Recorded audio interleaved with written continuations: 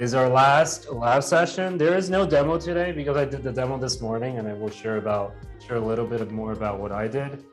But the kind of agenda today is just a lot of housekeeping stuff for the end of the class. This is our last session together, so pat yourself on the back for making it this far. I know I'm patting my own. So we'll also be talking a little bit about the capstone project. I know Tiffany has something to share, and I'll also be talking through that. So now, for those of you who are here, I would like you to take your final skills assessment snapshot. We'll just do this for 2 minutes. You know the drill by now. This is the same thing you've seen twice before. Hopefully in the last 2 weeks, it's kind of creeped up, because we've done a little bit more stuff since our last check-in.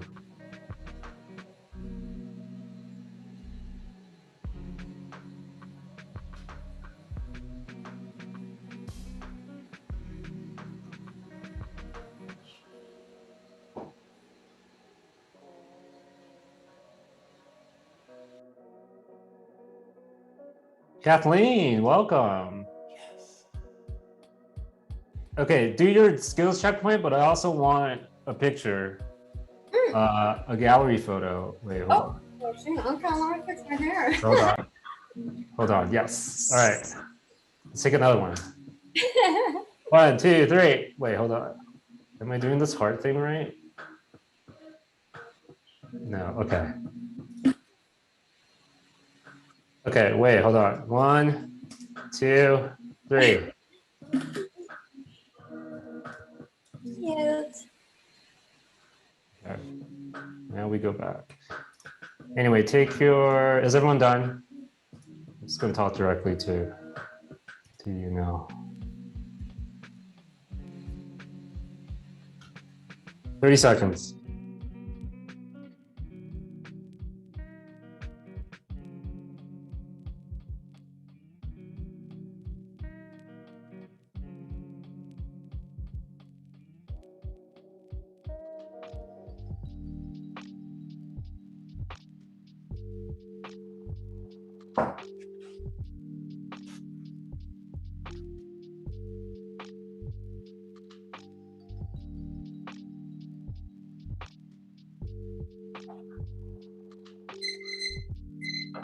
All right.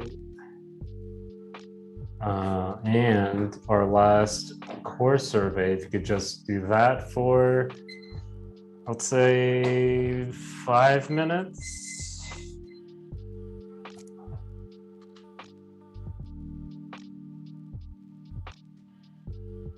And also, while we're doing this, if you have any questions for me, I'm happy to answer any. It's our last hour together, so make it count.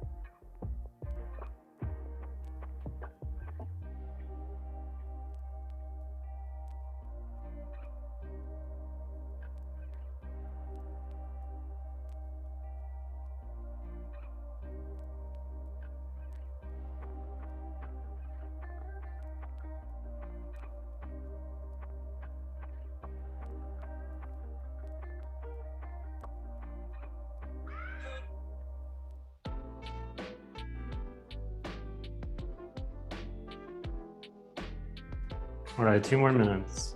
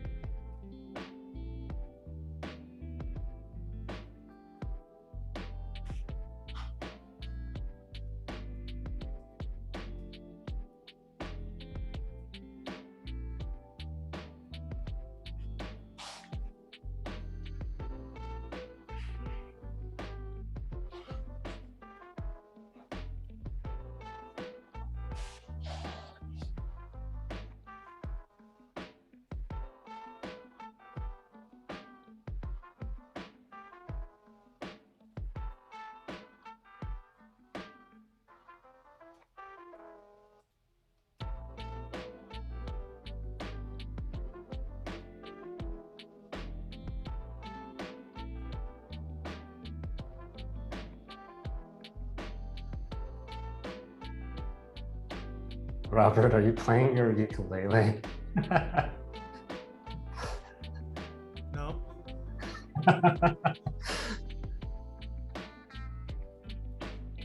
Is that what your kids do in class too? You're just playing Fortnite while you lecture. You're really overestimating the quality of technology the district gives them to be able to play Fortnite while having a Zoom meeting open and not having that explode. Kathleen, what are you eating? Right now, an avocado and eggs. Is it dressed with anything? Is it? It looks prettier before I went for it. I mean, I put so much salt on everything now. All right. If you haven't finished, I think you can submit and edit after the fact. Or you can just do it later. It's totally fine. But thank you for everyone who has submitted feedback so far. This basically all the feedback is going to go into potentially helping me run the second iteration. We'll see. I'll talk a little bit about that soonish.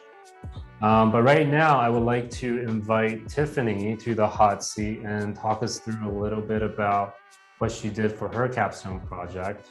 And she made a tom yum soup. So Tiffany, would you like to talk us through how you went about like finding the recipe, how the process was for you?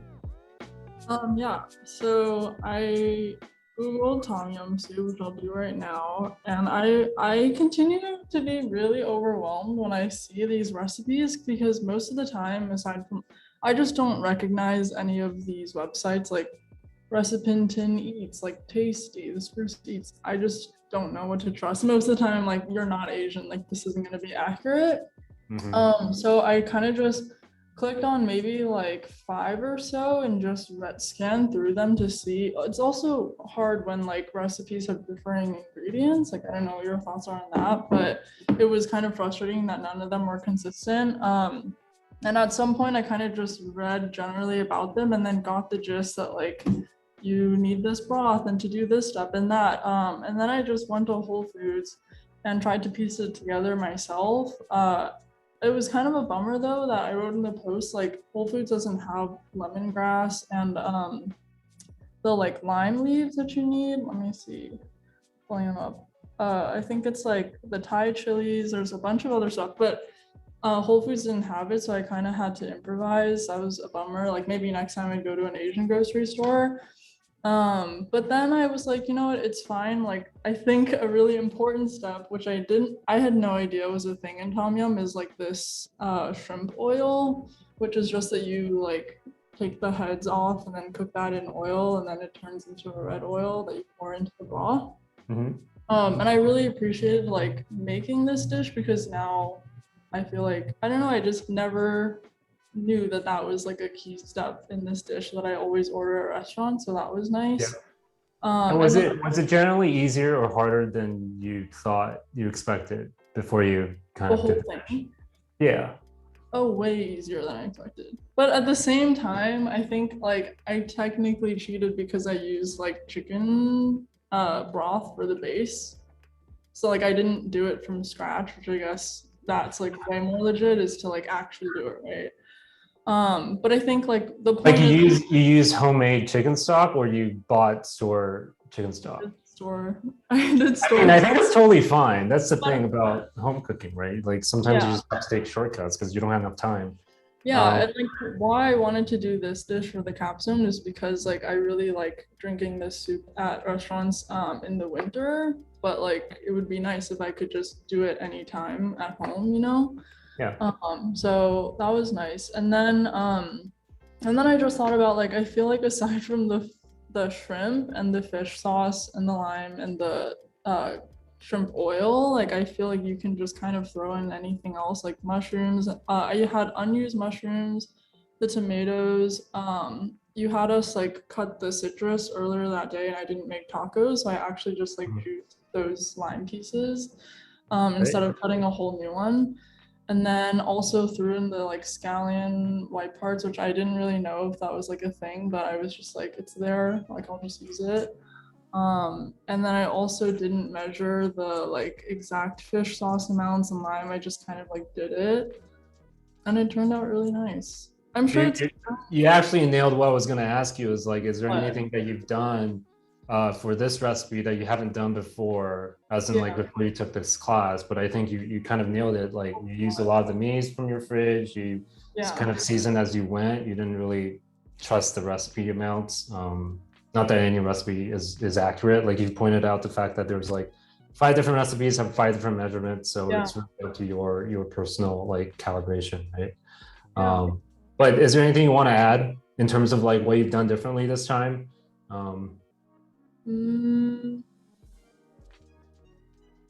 It was just cool to like, I don't know, yeah, it was just nice to not follow a recipe. And then also cool that like I ate everything from here, like including the like shrimp skins. Like I actually found that was like a pretty good snack. I don't know how healthy that is, but yeah.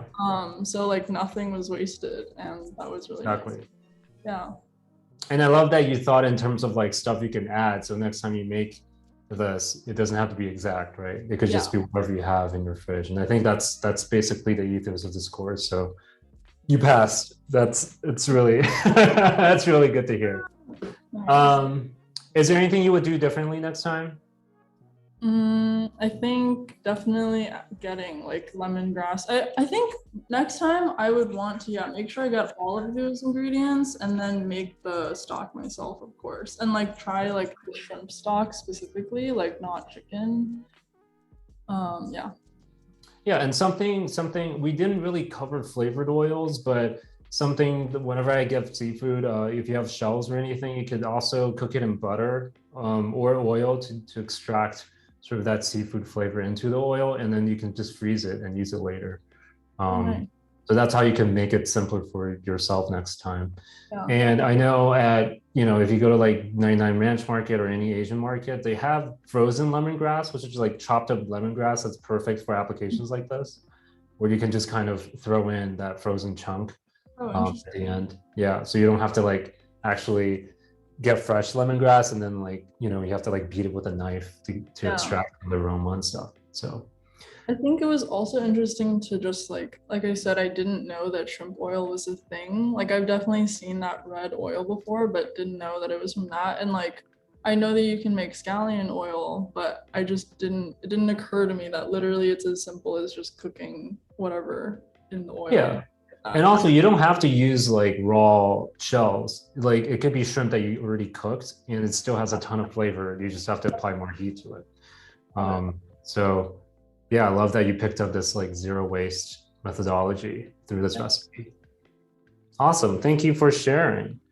So kind of continuing from what Tiffany was sharing, I will talk a little bit about what I did this morning. I kind of procrastinated, but basically my own capstone.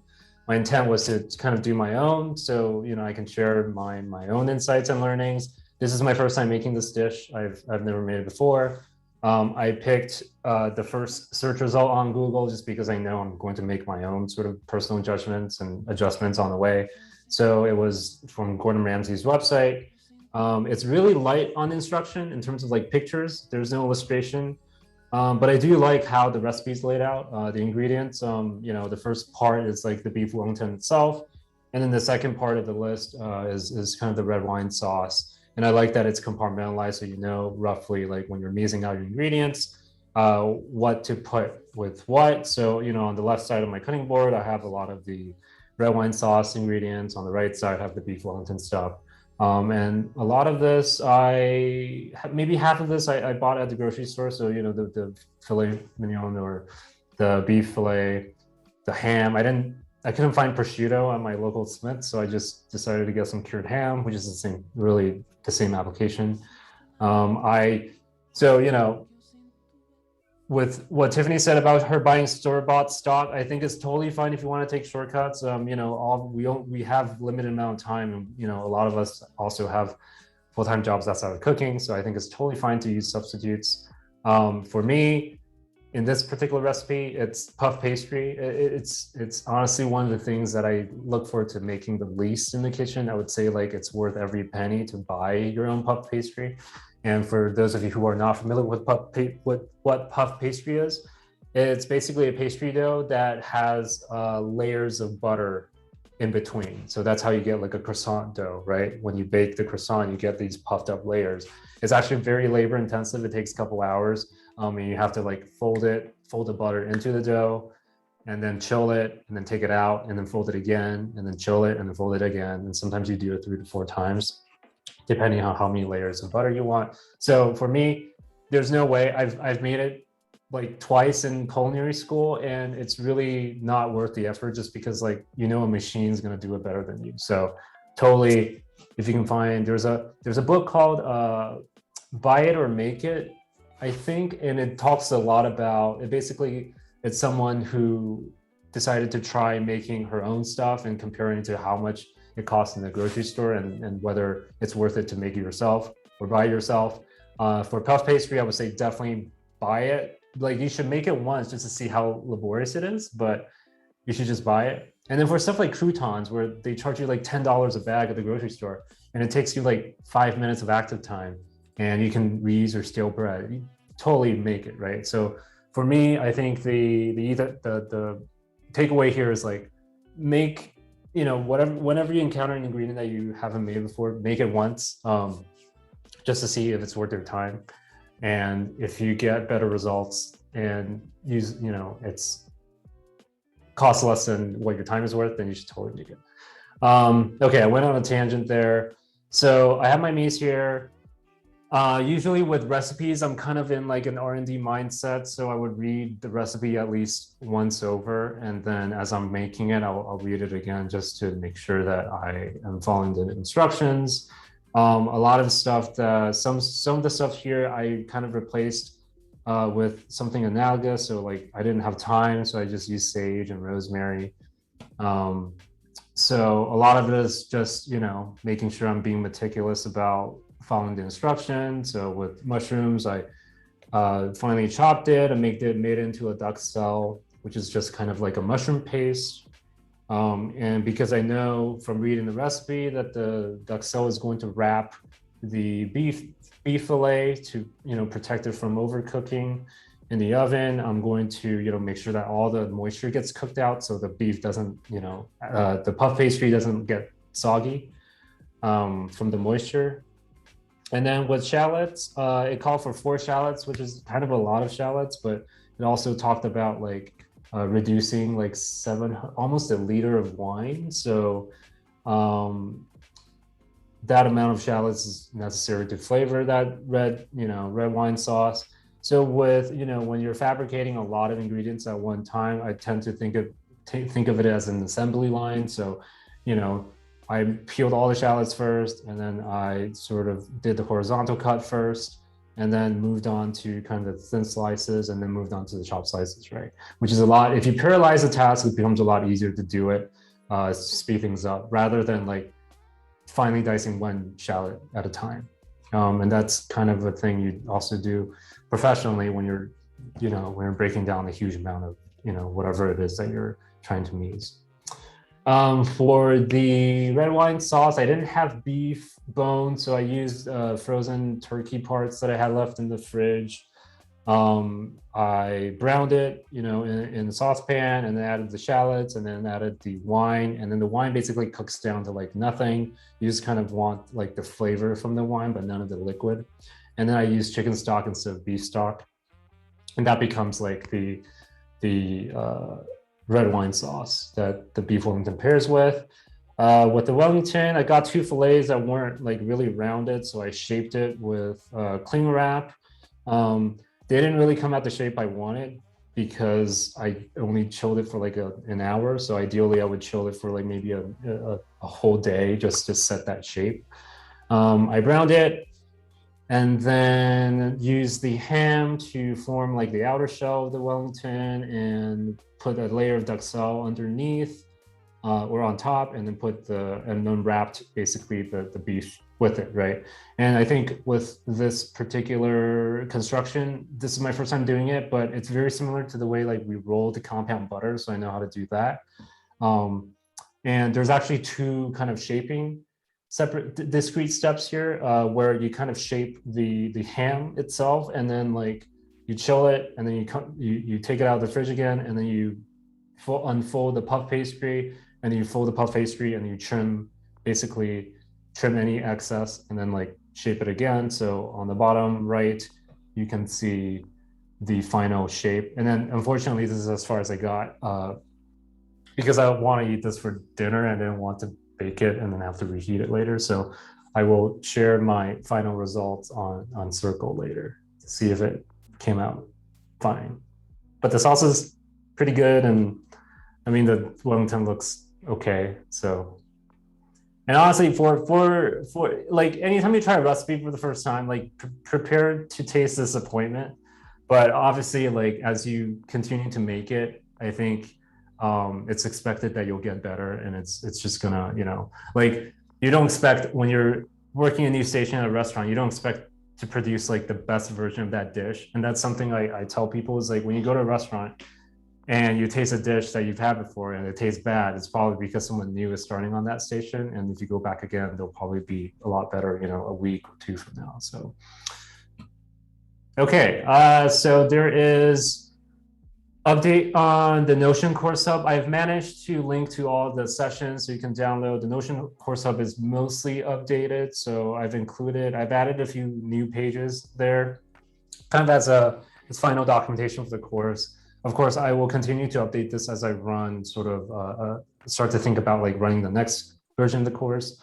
But something that I've been asked is like, what do I recommend in terms of cookbooks? Because I really feel like if you're going to cook from recipes, you should learn from cookbooks, which are vetted by like professionals, and they're written by people who actually know what they're talking about. So you don't run into a situation like, what Tiffany did with a tom yum soup, where you have to like crawl through 10 recipes and see which ones are like seem legit. So there are a couple, I will continue to add to this list in terms of like more cuisine specific stuff, but for Japanese cuisine, one of my go-tos is called Japanese Cooking: A Simple Art. It's very light on pictures, but it is very heavy on theory and talks on a foundational level what makes Japanese cuisine, and then you're able to kind of understand from like the building blocks and build your way up rather than like just continue to do piecemeal from web recipes. Something I talked about in the Sunday session is sulfate acid heat. If you really want to like up your game in terms of your understanding of like flavoring and what makes food taste good, I would say read Samin's book from cover to cover, and that is kind of your gateway to like the more pedantic academic side of food and cooking. And so the two books here, The Food Lab and On Food and Cooking, are kind of like these seminal, very dense books on like basically scientific principles behind food and cooking, and you'll learn like the exact percentages of brine that you should apply to food. It gets a little dense, so I would say start with sulfate acid heat, and if that piques your interest, then go down that rabbit hole. There's also a good book by Jacques Pepin called La Technique, which talks about more of like the skills-based track that I've been trying to, cram into this course. And it talks a lot about like fabrication. It talks more about like chicken fabrication and filleting fish. And it's more of a, hard skills focused on cooking. The Silver Spoon is another cuisine-based one, which is really good for Italian cuisine. I know Kathleen, you say you love Italian food. So if you want to switch it up from avocado and eggs, then that's definitely a good cookbook to work through. And the recipes start off really simple. I mean, there's like basic tomato sauce recipes that you can do, make a huge batch, and then you can just freeze it and then use it throughout the week. So yeah, let me know if you have any questions. All these session download links should be updated. Of course, you will also find everything on the Circle community. And yeah, so this is my kind of wrap up, plus what's little teaser of what's the future of MVK is going to be. This is kind of the end of the beginning. I think I want to emphasize that the community on Circle will always be a resource for you. It will probably be where I funnel most people who have expressed interest in joining the class. So there will be sort of continuous like value added to the community as we go along. And any future cohorts that I do of MVK are going to be free to you if you want to like take this course again, because a lot of the content is obviously going to be updated, and I'll probably do new recipes and stuff like that. So that's my present to you for being kind of part of this experiment. I know it's been kind of rough around the edges, and as kind of a one-man, horse and pony show, it's I couldn't get to all the aspects that I promised in the beginning of the course, but hopefully you still got a lot of value from the course. And I also learned a ton about how I would improve the course. I think I tried to do a little too much. It's pretty evident. So in the future, I'll probably separate this into like 2 courses. One is kind of a tools track, which is going to be like the actual minimum valuable kitchen setup. And, right now I'm toying with the idea of like being this, like turning our onboarding emails into like an actual course, and they'll be free and it'll be self-paced.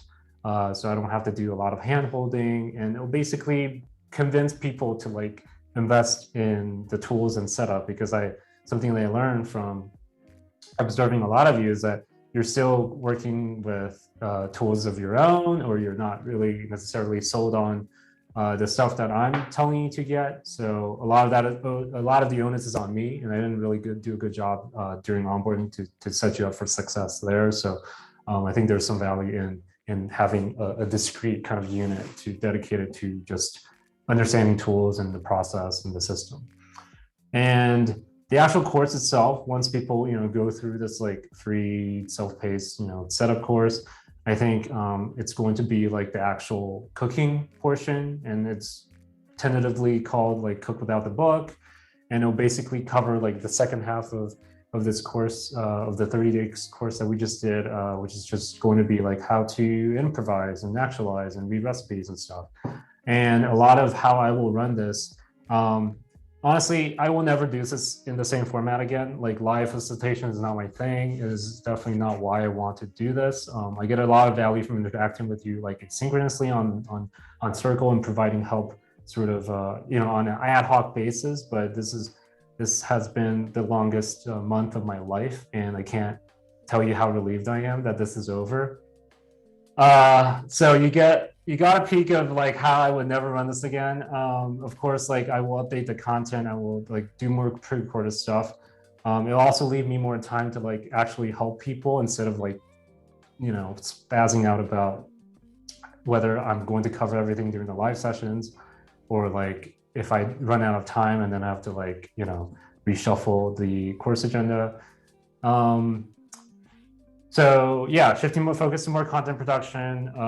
The second cohort will probably be in the fall. I don't know yet. I sort of need a long break to decompress, but I want to introduce the concept of like peer groups, and I would love to have like some of you act as like peer supporters. for the next cohort. So if you're interested in that, I'll also reach out to some of you who have been, active in this course to potentially help with that. I'll definitely, pay you as well. And that's part of what I didn't really get to cover for this, first iteration is like the community aspect. I think a lot of you could have stood to learn from each other a little better. Unfortunately, I kind of let that fall by the wayside. So hopefully, that will be a key component of what makes the next one work. And yeah, that's kind of it. A little bit of one last thing. I will be in New York for like 9 days. I would love to see some of you in person and just chat more if you want. I started a new channel called Meetups on Circle, and this is also something that I really wanted to get going. As my original vision for the course is like a lot of you like live close together, like in pods, and cooking can be a lonely thing. So one of the things I wanted was to have like IRL study groups where people could meet up and just cook together. It's honestly makes cooking so much more fun is to learn and cook together. But short of that, I didn't get to see that happen. So I would love for you to RSVP to if you're interested in meeting up, and we can meet somewhere and chat as a group. That'd be awesome. And that's it. We finished pretty early, so this was supposed to be light. Yeah, I really don't know what else to cover. There's a lot of relief on my end, so if you have any questions, let me know. It's been a ride. I think this is great. I think you're also so hard on yourself. You I know. Everything you wanted. I was like, oh my God, what else was there? I was telling Robert that if I wanted to work this hard with zero payoff, not that this is zero payoff, like I need a little bit of time to process what I learned. But if I wanted to, like surface level, if I wanted to do so much work for not a lot of like immediate payoff, I would have stayed in tech, So. But I feel like there was so much payoff for us. So I don't know about like, maybe you don't see it, right? But like, I don't know, at least for me, like I for sure everything about how I think about cooking and like meals has completely changed. So I don't know. That is the payoff, right? Unfortunately, I think there's like a delay in like week two for me was kind of like my own dip. It's like I wasn't getting a lot of like live feedback, and I was like, are people even finding this like valuable? What the fuck am I talking about? Like so I'm glad you I'm glad you found it helpful. Of course, like I definitely think there's a lot to improve on, but I'm glad. Week 2 was my favorite week. I've made shakshuka like 3 times and the egg and tomato dish like 4 times. So it was my favorite. That's awesome. I'm glad. I mean, I tried a lot of the content was not planned beforehand. Like I had the full intention of entering this class. Like I will get feedback from you live and I can tweak on the fly. Unfortunately, there was kind of a vacuum in feedback. So I was really struggling coming up with like content to teach. And in hindsight, I should have prepped a little bit better, but I'm glad it worked out to where people found the recipes helpful, because I think I was trying to pivot away too much from like, I was like, no, I'm not gonna do recipes. I'm not gonna like specify the amount of ingredients you have, because that's not how I cook, without realizing like, when you first start out, especially with a group that's as diverse and like skill level as this, like you kind of need some structure. So that's definitely a very important lesson in teaching that I learned. Yeah, I still enjoyed your lab sessions though and following along, because it was kind of like following along at a cooking show. It was very calming. And then, well, I guess with like cooking shows, mostly everything is already pre-prepared, so the person doesn't really have to like cut certain things themselves. But you actually demonstrated that, so I thought that was super useful. And then I guess in terms of like not enough feedback, I guess when you're following along, it is a little bit difficult. I guess giving feedback. Yep. So that's probably why you got. Oh, yeah, that's probably the thing I learned the most is like a lot of people said they actually stopped tuning in to the lab sessions because I'm moving too fast. But I'm like, we only have an hour. I need to like talk and teach and like demo in an hour. So like I can't really afford to slow down too much. So one of the things I'm making sure next time is like a lot of this demo stuff could be pre-recorded, and then I can host office hours to answer any like workflow questions, because a lot of people actually prefer to like pause and play at their own pace. So but I think some of a large part of my motivation to do a live lab demo is like I want to show you like the prep part and like what happens before and what happens after a recipe, because like you said, a lot of the cooking demos, like everything is meased out, right? And like that's not how you would usually cook, so why would I pretend to show you otherwise? Yeah, I found a lot of value in watching it afterwards and being able to pause. I think that's probably because I'm so early in my skill level. And then the tricky part that I didn't figure out is like the fried chicken one was one where I paused it, and I think I told you I had tabs open ready of like how to put out grease fires, and I was prepared. But then I didn't know how long you had the corn in, and because I was pausing, so then it was like cooking times were kind of off, and I ended up gravy. So it's that mix of like, how do you follow along at your own pace, but then know how much time is going to each section. I don't know the answer for that. I'm still trying to figure it out because I don't have a lot of that beginner's mindset. So I'm also learning from you. Like, I would love to talk to you more about how you would kind of structure that, right? Yeah. Robert, were you going to say something? No, there's a way to do that. You create mind. I'm a teacher, so you guys are having all these conversations, and I'm just like having a dope time thinking about like how to do all this stuff. So, but yeah, John and I can talk about it, and I don't have to take up your time doing it.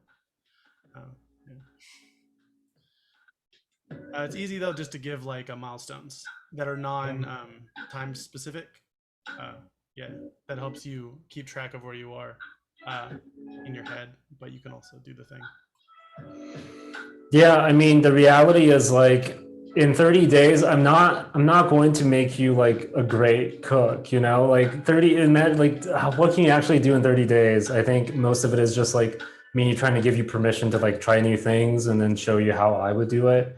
And then maybe you can take like maybe 20% of that and apply it to your own thing. And also maybe just to get people interested in cooking, I think is kind of the goal here.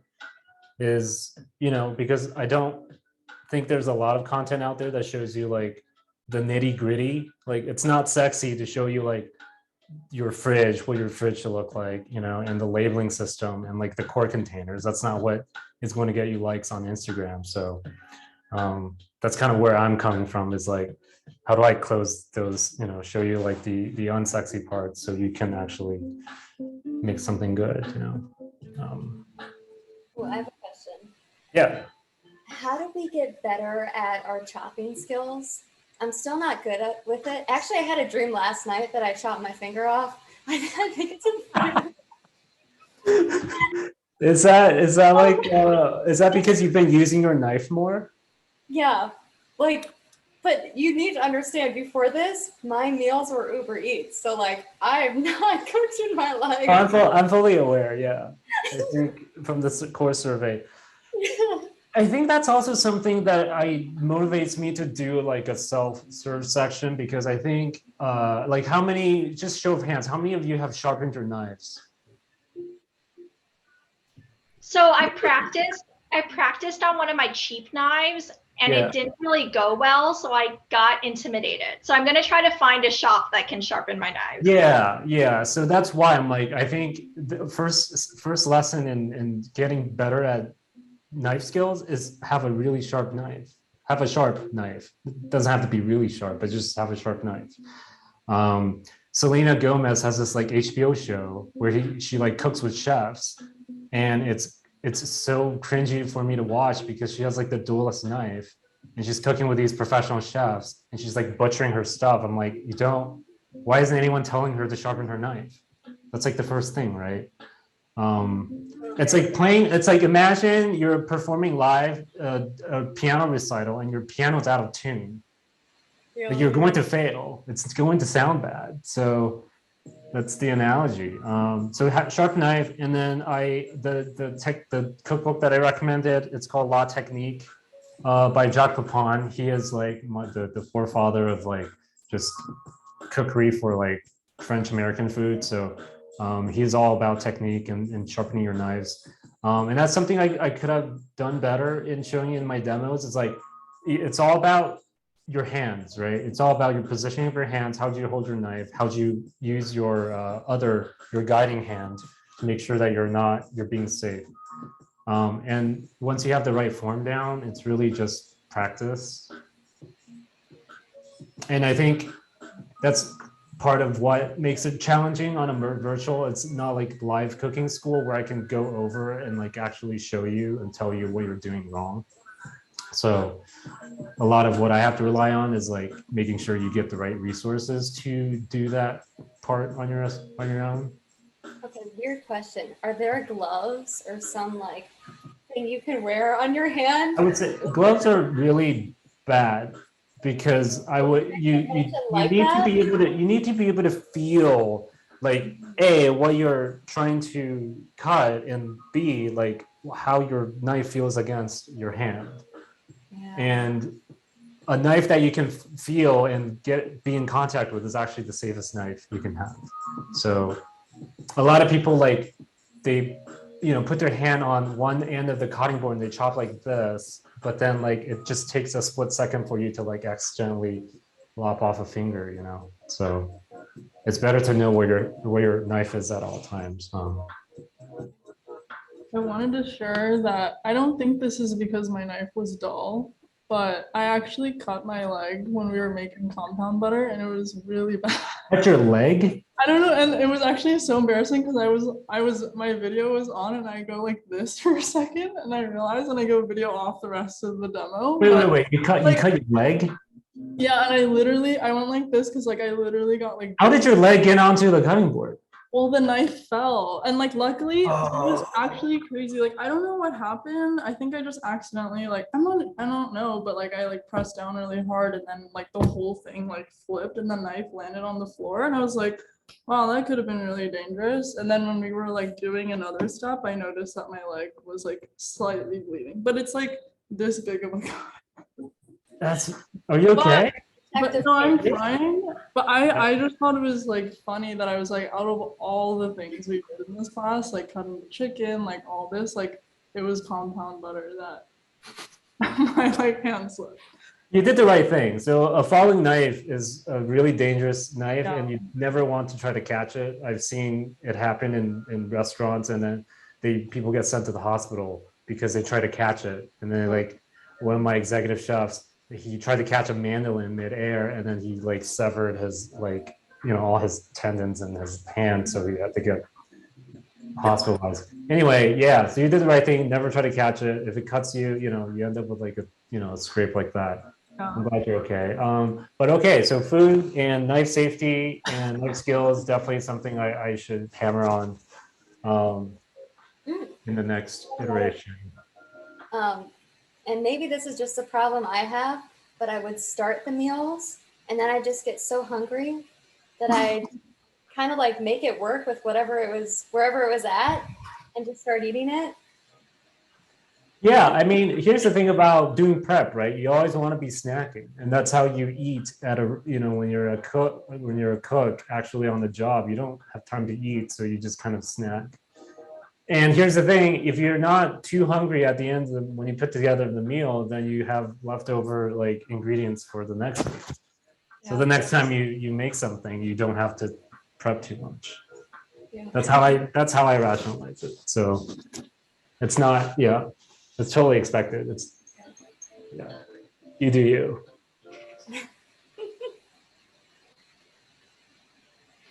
Cool. Anything else that you would like me to know? have to say that I probably will never get as fast as you on the knife skills. That's what I thought when I first started learning. That's the thing. I learned how to cook at 27. That's really late. I couldn't pick up a knife before I was 27. So I'm telling you, like, it's not rocket science. Like But it's you really. know, I think there's something really meditative about cutting it and having it, you know, be the same size, and you know, even going slow. I'm totally fine with that. It's when I prepare, and I really like the whole maze and being organized and everything.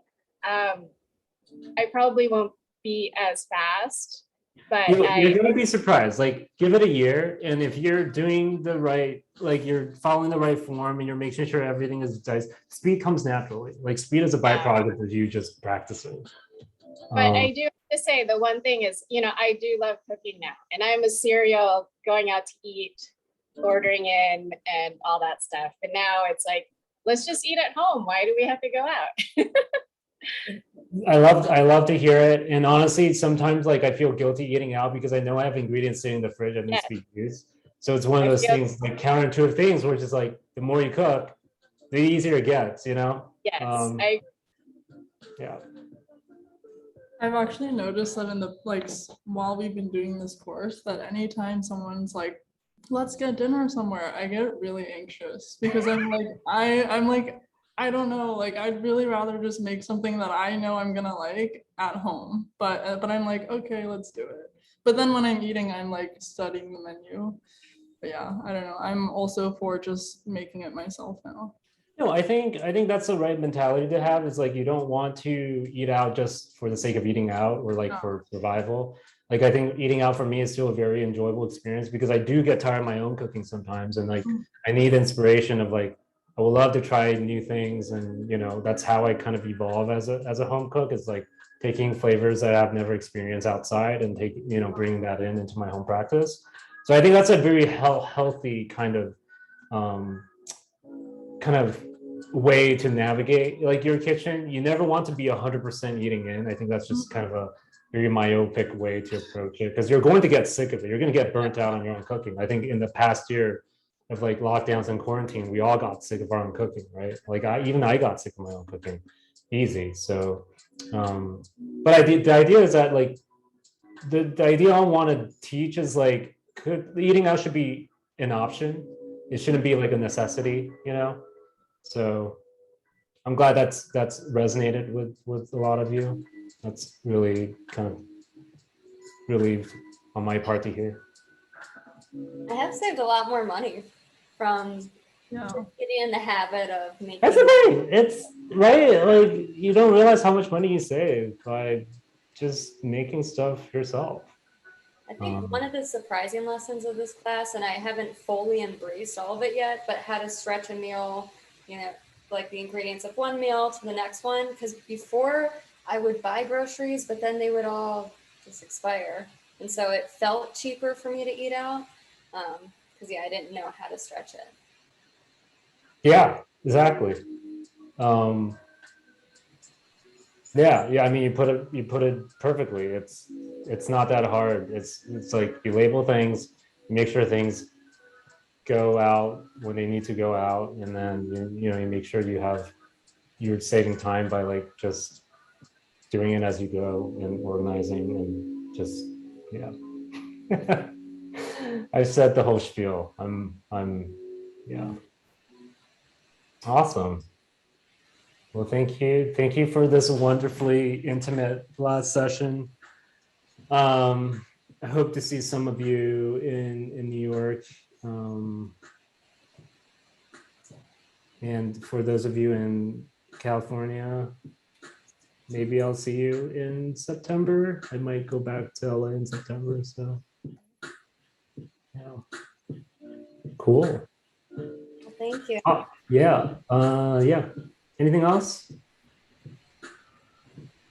I want to take this last chance to thank you for being part of my experiment. It's been super rewarding, super hard. I almost lost my mind a couple times, but it's been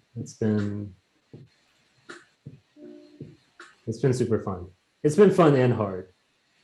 which is what yeah. Okay, I'm bad goodbye, so we'll just leave it at that. All right.